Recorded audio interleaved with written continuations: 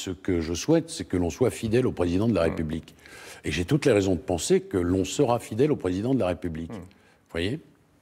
Il y a des illustrations des fables de La Fontaine sur ces fauteuils. Hein. Il y a notamment, je crois que c'est le renard et le bouc.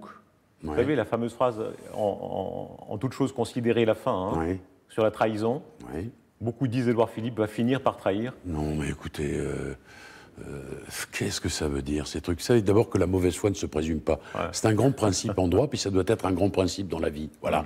Il a dit qu'il serait fidèle, et moi, je crois qu'il sera fidèle.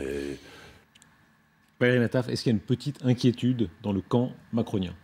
Bien sûr, il n'est jamais, vous l'avez dit pour le présenter, c'est la personnalité préférée des Français, la personnalité politique préférée des Français. Donc forcément, pour l'entourage d'Emmanuel Macron, il y a un risque. Il faut se rappeler d'une chose. En 2017, celui qui avait fait, d'une certaine manière, basculer l'élection, c'était François Bayrou, qui avait réussi à arrimer une partie d'un électorat vers Emmanuel Macron. Il y aura peut-être en 2022 un effet Édouard Philippe. Petite hypothèse, est-ce qu'il peut y avoir une sorte de baudruche Édouard Philippe, on l'avait vu sur les juppéistes, Alain Juppé, quelle cote, notamment chez les journalistes, à une certaine époque, on le voyait déjà président, parce que c'est relativement facile quand on est sur ce point-là de l'électorat, de plaire largement, et puis finalement, derrière, il n'y a pas tant de troupes que ça. Ben, on verra. Pour l'instant, semble-t-il, Édouard Philippe souhaite avoir des circonscriptions. Il va négocier avec La République En Marche, et sans doute peut-être aussi avec le MoDem, avec qui les rapports ne sont pas au beau fixe. Donc on va voir, et plus il aura de circonscriptions, et plus il aura d'élus, et plus il pourra peser à la fois pour la politique. Il ne reviendra sans doute pas au gouvernement, il ne sera sans doute pas député parce que ça l'amuse peu, mais être le patron d'un parti qui pèsera. Et on l'a vu, il a une ligne économique, c'était son interview dans Challenge, sur les retraites, sur la dette ou sur le revenu d'engagement qui était cher au cœur du président de la République, qui n'est pas la sienne. Alors jusqu'où peut-il séduire à droite? Tiens, un réservoir à droite. Ariane Chemin, je recommande très vivement votre enquête. Vous êtes allé à Versailles, c'est les meilleures enquêtes quand on ne va pas trop loin. Combien de kilomètres jusqu'à Versailles? Vous avez fait une vingtaine de kilomètres. Non, mais c'était surtout parce que je me disais, Versailles, c'est un peu la capitale de la droite universelle, éternelle. Donc je me suis dit, la droite a l'air tellement tiraillée, tellement perdue. Allons voir finalement à la source. Et c'est effectivement passionnant parce qu'on se rend compte, évidemment, Versailles, il y a tous les clichés, évidemment, les sorties de messe en jupe plissée, les scouts, etc. Mais c'est bien au-delà de ça, une droite qui peut hésiter sur un éventail très large. Ça va de Emmanuel Macron à la droite nationaliste. Versailles était une droite, comme vous le disiez tout à l'heure, qui est un peu orpheline de François Fillon. Alors, on ne peut pas dire la droite Trocadéro pour Versailles, mais c'est un petit peu ça. Et puis, elle s'est donnée à Emmanuel Macron en 2017, comme d'ailleurs, elle représente très très bien le vote catholique. On a découvert qu'en 2017, les catholiques votaient pour Emmanuel Macron parce qu'ils votent plutôt pour l'ordre, pour une économie un peu rigoureuse. Ça prime peut-être davantage que sur d'autres valeurs. Et là, on voit qu'elle est perdue. Elle est perdue. Le candidat de droite n'est pas déclaré. Le paradoxe, c'est que Valérie Pécresse, qui habite à Versailles, ne veut pas le dire qu'elle vient de là, parce qu'elle trouve que c'est une étiquette qui peut être un peu encombrante. À Versailles, évidemment, qui est une ville très catholique, on voit beaucoup de personnes qui avaient milité dans les mouvements, les éveilleurs d'espérance, la manif pour tous, et qui n'arrivent pas tellement, qui investissent au fond les instances des Républicains, mais qui n'arrivent pas tellement à trouver de débouchés politiques. On voit les catholiques, la droite décroissante, qui est devenue écolo, comme d'autres à gauche. On voit vraiment tout le panel de la droite, y compris ces derniers temps, Éric Zemmour. Est-ce que vous sentez monter une sorte de nostalgie catholique? Alors évidemment, on va en parler, elle est bousculée par les scandales autour de l'Église catholique, mais indépendamment de ça d'abord, on voit sur une chaîne concurrente des programmes sur Sainte-Eulalie ou bien la messe de l'Assomption qui ont des succès d'audience inouïs. Est-ce qu'il y a une demande de ça, une demande de retour catholique traditionnel? Alors, il y a évidemment de moins en moins de catholiques, ça c'est un fait. On a vu ce sondage récent qui dit que la moitié des Français disent aujourd'hui ne pas croire, mais ils sont plus radicaux, je dirais.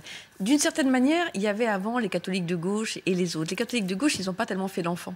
Et en revanche, les autres se sont radicalisés sur des sujets comme la bioéthique, le mariage pour tous, et se sont radicalisés. Et puis surtout, il faut être très clair, ce retour à l'identité chrétienne, il masque aussi une haine, soit des musulmans, soit de l'islam, et on se recentre sur des valeurs comme une sorte de bouclier de défense. Alors évidemment, dans une ville aussi catholique que Versailles, ça se voit. Alors, est-ce qu'il y a une nostalgie Fillon? Est-ce qu'il y a une nostalgie Chirac? C'est dans la bouche d'Éric Dupond-Moretti, je le disais, notre invité dans quelques instants. Il dit la droite a trahi un certain nombre de valeurs, a trahi notamment la mémoire de Jacques Chirac quand elle ne condamne pas assez durement Éric Zemmour au sujet évidemment du passé de la France. Écoutez-le.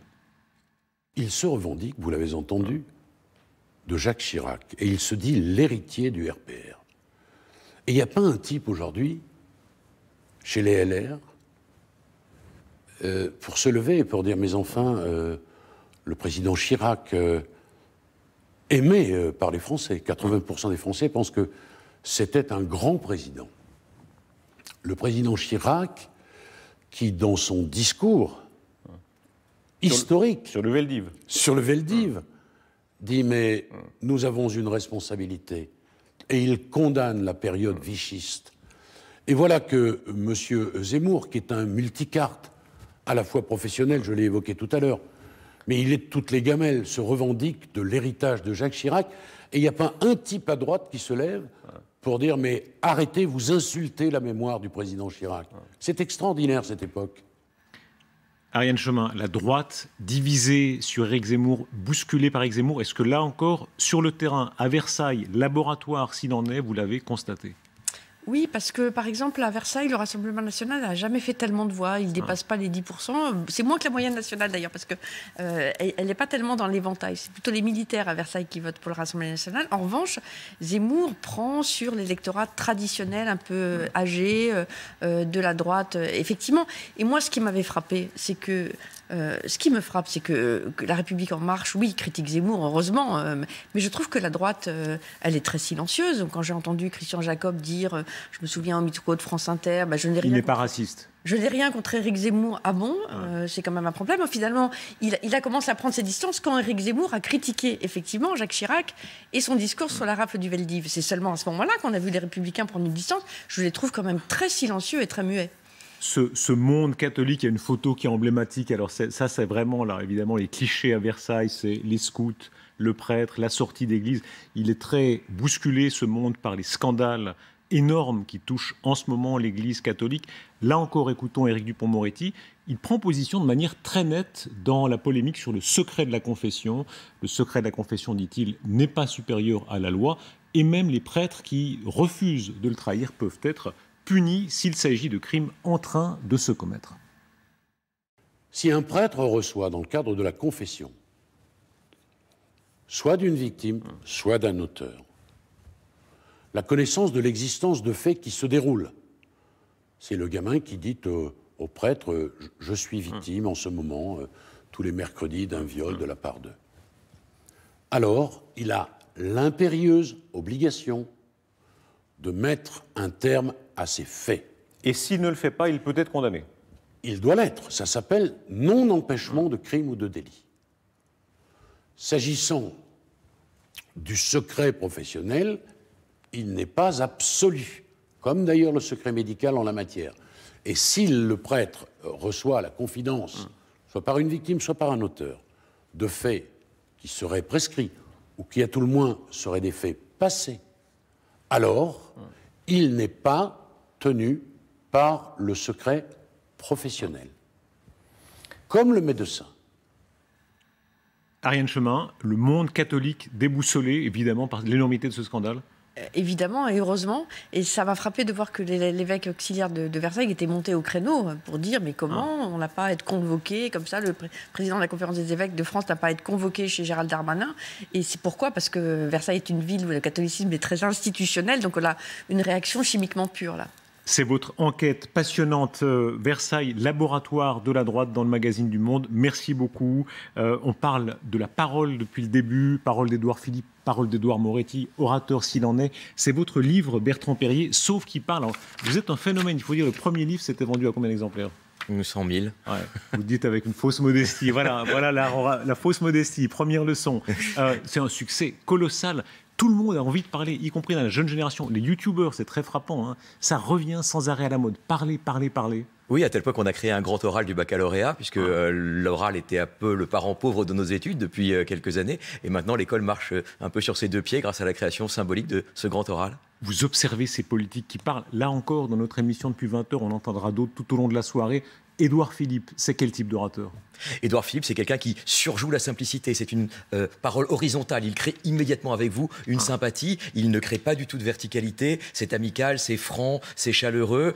C'est aussi le roi des gaffes. Hein. Il fait énormément d'erreurs de langage. Il emploie un mot par rapport à un autre. C'est quelqu'un, mais qui est dans une parole qui vraiment surjoue la simplicité. On l'a vu, très bon orateur au Parlement. C'était un des rares à donner la réplique à ce niveau-là à M. Mélenchon. Très bon orateur aussi. Oui, évidemment, Jean-Luc Mélenchon est plutôt un tribun. Alors pour le coup, c'est pas du tout l'orateur un peu froid que peut être aussi Édouard Philippe. C'est quelqu'un qui est immédiatement dans l'affrontement, dans l'antagonisme, qui aussi éparpille ses adversaires, qui est vraiment dans une rhétorique de l'agressivité pour le coup. Alors c'est passionnant de vous lire parce qu'il y a les orateurs très classiques, mais il y a aussi la nouvelle génération des orateurs. Un Gabriel Attal, porte-parole du gouvernement, punchliner, c'est-à-dire il cisèle. Oui, mais c'est un orateur très jeune, hein. Il a juste une trentaine d'années, Gabriel Attal, et c'est le sniper du gouvernement. Il vit de la formule. Il a compris que la rhétorique politique aujourd'hui vivait de Twitter, se vivait en 240 caractères, et il s'y soumet avec un réel talent d'ailleurs, le talent de la formule. Comment convaincre ? Vous savez que c'est une préoccupation constante. Je vous pose une question de beauf tout à fait assumée. La question classique, je vais voir mon patron demain pour lui demander une augmentation. C'est quoi le conseil qu'on peut donner dans ce cas-là ?